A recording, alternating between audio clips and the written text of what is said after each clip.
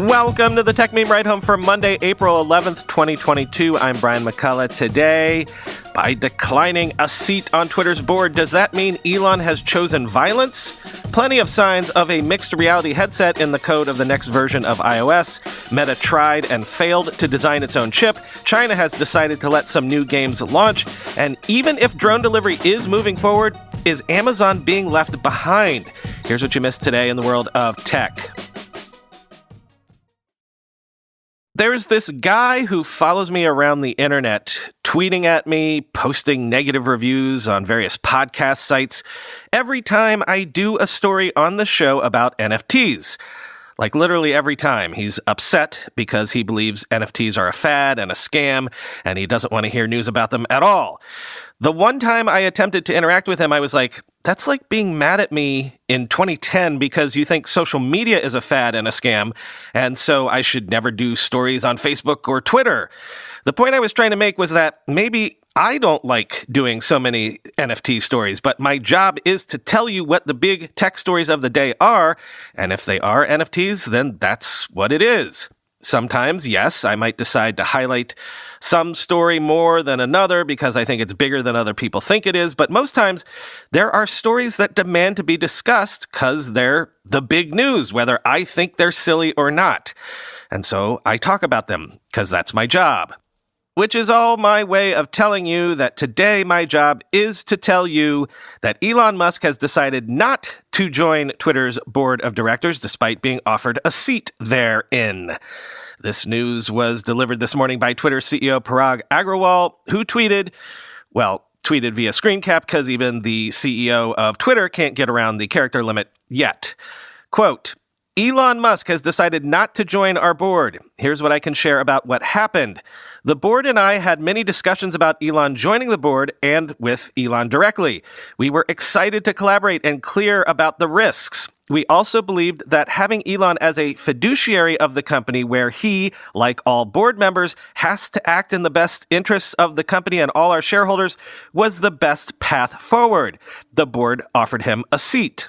We announced on Tuesday that Elon would be appointed to the board contingent on a background check and formal acceptance. Elon's appointment to the board was to become officially effective April 9th.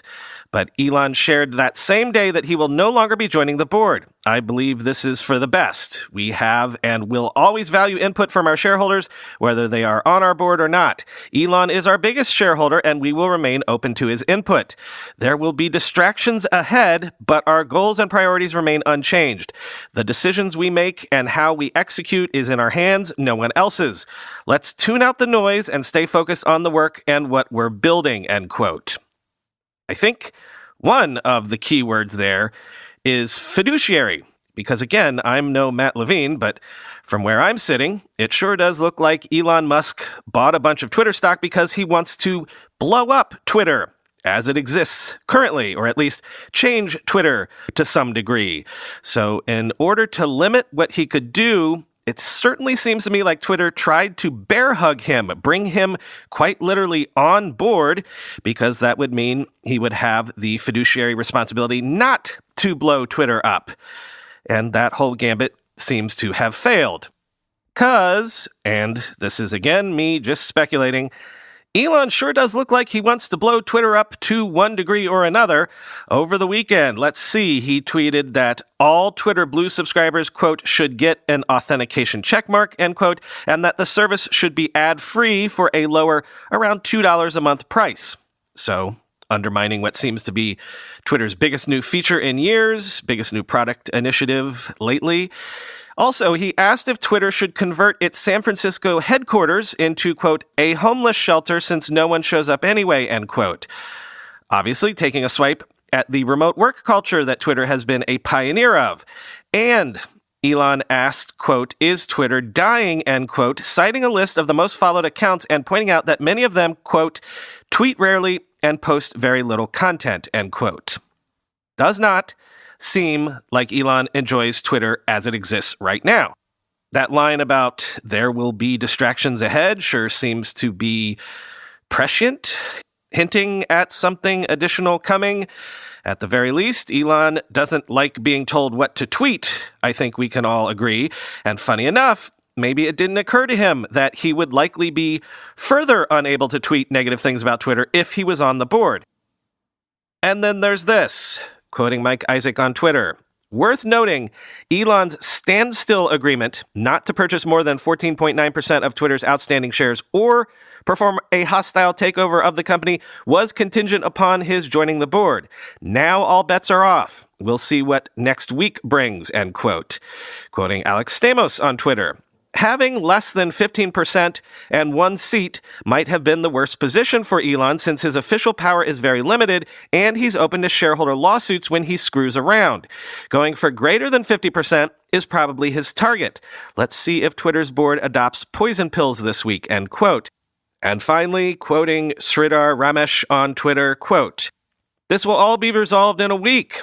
Elon will join the board on 4/20, end quote.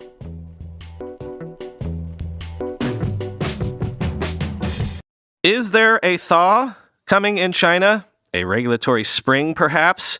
Regulators there have reportedly approved the first batch of video game licenses since such approvals were frozen back in July. It is unclear if games from Tencent and NetEase were approved in this batch, quoting Bloomberg.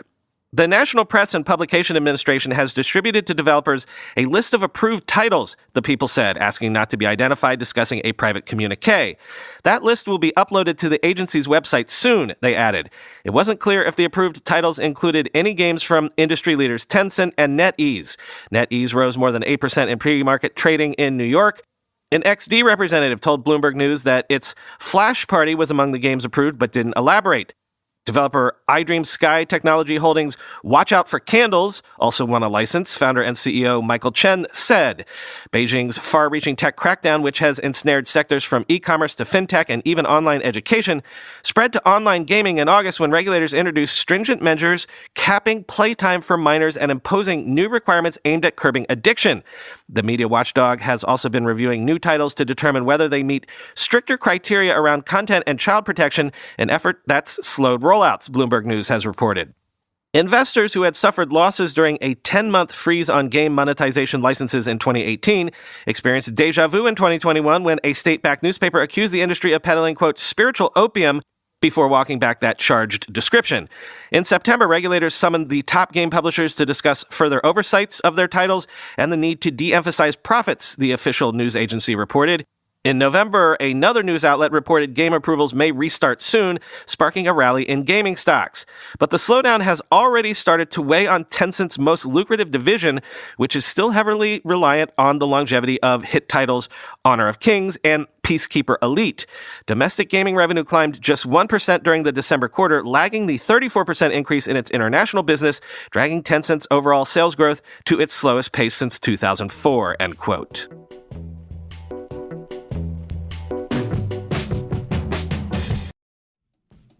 Constant Contact is a digital marketing platform that helps small businesses and nonprofits of all sizes build, grow, and succeed. With email marketing, contact management, industry-leading list growth tools, social media ads, and more, Constant Contact helps small businesses connect with customers, find new ones, and sell online, all from one easy-to-use platform.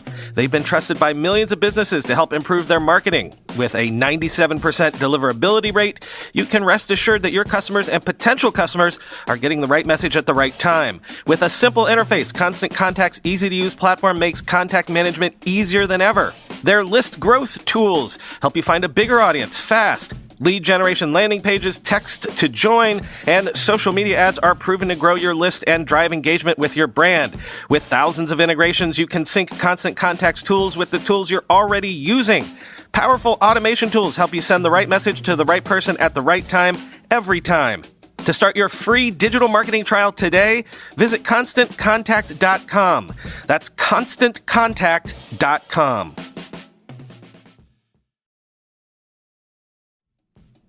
You can't get anyone to agree on anything these days, so when UBS, Deloitte, and Citi all say something, I listen. Recently, they all published reports highlighting an unexpected asset class. It has nothing to do with NFTs, Bitcoin, or anything like that. Shockingly, they all believe fine art is an investable financial asset. And you know what? I agree. In fact, I've invested in art with Masterworks, the revolutionary fintech platform. Here's why. Contemporary art prices outpaced the S&P 500 by 164% from 1995 to 2021. Citi also reported art had the lowest correlation to stocks of any major asset class. Plus, it's just cool to own a piece of some really famous art. But adding this asset class to your portfolio used to cost millions of dollars and lots of time until Masterworks changed the game.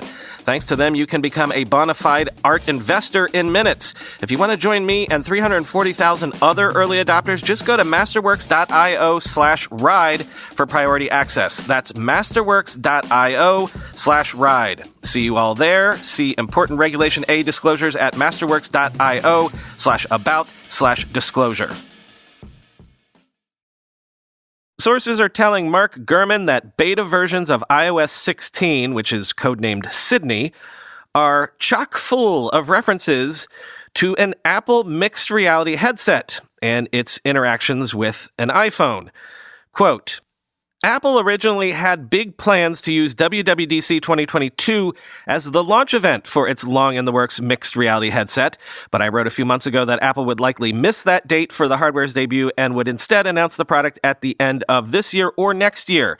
As far as I know, a full-blown introduction of the mixed reality headset is still probably out of the question in June, but I'm told that beta versions of iOS 16, codenamed Sydney, are chock full of references to the headset and its interactions with the iPhone. That indicates that the headset will launch during the iOS 16 cycle, which kicks off in June and will last until iOS 17 comes in the fall of 2023. But it may also suggest that Apple could preview some of its upcoming augmented and virtual reality software earlier. Perhaps we could even get a peek at the headset's ROS, short for Reality Operating System. In any case, there could be other hardware news. Apple is gearing up to launch some new Macs in the next few months. What better place to do so than WWDC? That's the same venue where the Mac's transition from Intel to Apple's own chips was announced 2 years ago. I'm told there are 2 new Macs coming around the middle of the year or early in the second half. One of those is likely to be the new MacBook Air. Other models in the works include an updated Mac Mini and 24-inch iMac, as well as a low-end MacBook Pro to replace the aging 13-inch model. And let's not forget that new Mac Pro and iMac Pro models are in development, end quote.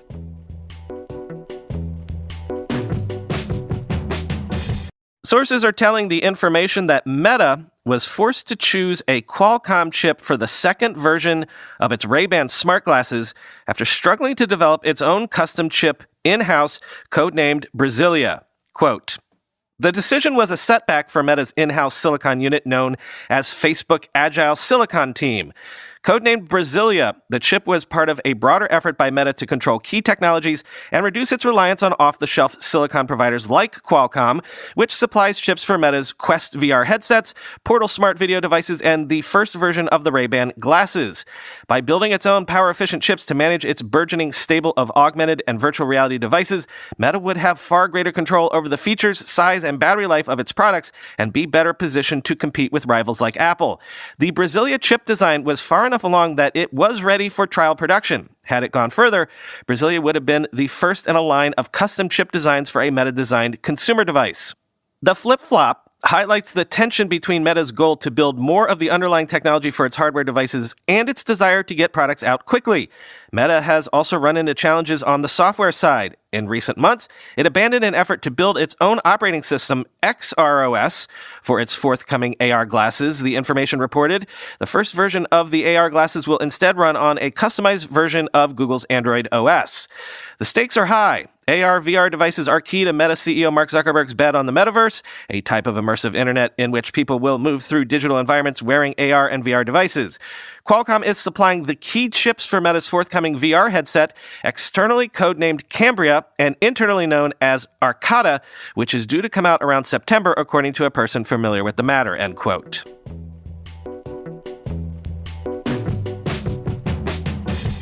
And finally today, remember how I recently said there seems to be so much movement all of a sudden in the drone delivery space that maybe our podcast wagers, at least in regards to drone delivery, might be paying off? soonish? Well, what this piece from Bloomberg presupposes is maybe so, but what if the leader in the drone delivery space is falling behind? The article suggests that despite Amazon in particular spending almost a decade and more than $2 billion developing drone delivery services, sources say it's still beset by technical challenges, safety concerns, crashes, and a lot more. Worth reading the whole thing, but quoting a couple pieces here.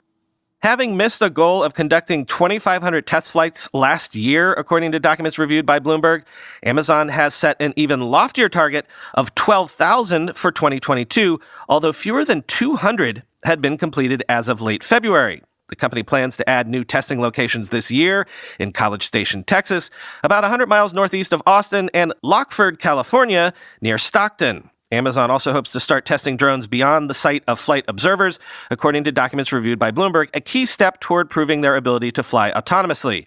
It will be years before the Federal Aviation Administration approves commercial drone deliveries, although the agency is letting companies conduct test flights in increasingly populated areas, so long as they don't pose significant safety risks. Meanwhile, Amazon is under growing pressure to keep up with deep-pocketed rivals. Just last week, Alphabet's Google Wing accelerated its own drone testing program by starting to ferry packages to shoppers from Walgreens in a 90-square-mile suburban area north of Dallas. Walmart and United Parcel Service have their own drone programs in varying stages of development. Even Amazon's toughest internal critics don't question the technology's potential, but current and former employees say the company is doing what it has done so many times before, putting speed before safety in the name of beating the competition. Quote, "Someone is going to have to get killed or maimed for them to take these safety issues seriously," said Chetty Skeet, a former Amazon drone project manager who says he was fired last month for raising concerns to his managers. Quote, "How can we bring these tests to more communities when we know we have problems?" End quote. An Amazon spokesperson denied Skeet was terminated for speaking up. End quote. The piece goes on to outline the history of Amazon's drone program with what reads like a whole litany of setbacks and missed deadlines, and also crashes, a whole list of crashes. I'll light over that for now, but I'll conclude by quoting this, quote, "After all those years and all the money invested, you would expect better," says Antoine Du, who was a senior engineer on the drone program for 4 years before leaving in 2018. He said Amazon's drone is too heavy compared with Google's aircraft, which weighs about 11 pounds. Every time you increase the weight of the load, the drone gets heavier, needs more batteries, Du said. It's a vicious circle, end quote. With crashes proliferating, morale on the team worsened and employees began departing. Some took jobs at Amazon Web Services while others left the company altogether.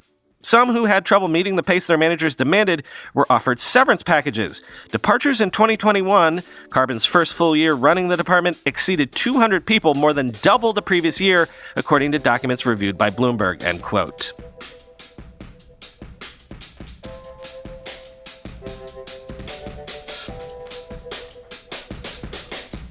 That's all for today. Talk to you tomorrow.